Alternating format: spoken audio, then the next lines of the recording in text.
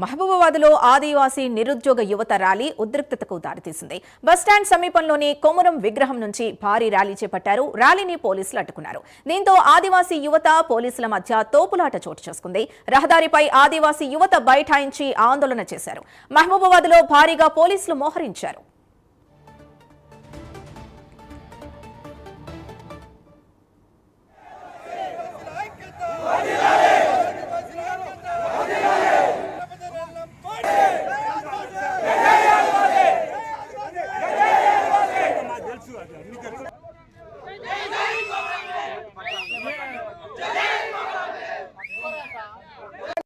Supreme court ఇచ్చినటువంటి నోటీసులకి నెల రోజుల లోపలనే రాష్ట్ర కేంద్ర ప్రభుత్వాలు గనక వాళ్ళ యొక్క అర్హత అంటే 342 ప్రకారం కలిపినా లేదా అన్నది ఒకటే క్వశ్చన్ అడిగిన సుప్రీంకోర్టు వాళ్ళు.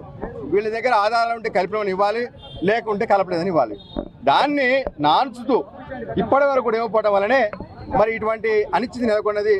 అట్లనే ఉద్యోగార్థులు నిరుద్యోగ యువతలో కూడా మొన్న గ్రూప్ 1 రిజల్ట్స్ వస్తే 29 గెజిటెడ్ కార్డు వస్తే 28 ఉద్యోగాలు కేవలం లంబాడీలకు వచ్చినాయి. ఒక్క ఉద్యోగమే ఆదివాసీకి వచ్చింది. కాబట్టి ఆదివాసీ యువత మొత్తం కూడా ఇవాళ మాకు దక్కాల్సిన ఉద్యోగాలు రావటం అనేటువంటి కారణంతో ఈరోజు మానుకోట గడ్డ మీద మేము మార్చ్ పాస్ చేస్తామని ఇవ్వడం జరిగింది. ఇప్పటికే పోలీస్ పర్మిషన్ కూడా కోరడం జరిగింది. అయినా సరే ఇక్కడ ఉన్నటువంటి స్థానిక ప్రజాప్రతినిధులు కావచ్చు, అదేవిధంగా నేషనల్ ఎస్టీ కమిషన్ మెంబర్ ఉన్నటువంటి హుసేన్ నాయక్ గారు, ఆయన విద్యార్థులు చాలా మంది తెలుసు ఆయన ఏం చదువుకుండో, ఏ సర్టిఫికేట్తో ఎస్టీ కమిషన్ మెంబర్ అయ్యిండో. ఆయన హోదాని దుర్వినియోగం చేస్తూ ఐఏఎస్లు ఐపీఎస్లను కూడా అనరాని మాటలు అంటున్నారు. సుప్రీంకోర్టు ఇచ్చినటువంటి నోటీసులకి నెల రోజుల లోపలనే రాష్ట్ర కేంద్ర ప్రభుత్వాలు గనక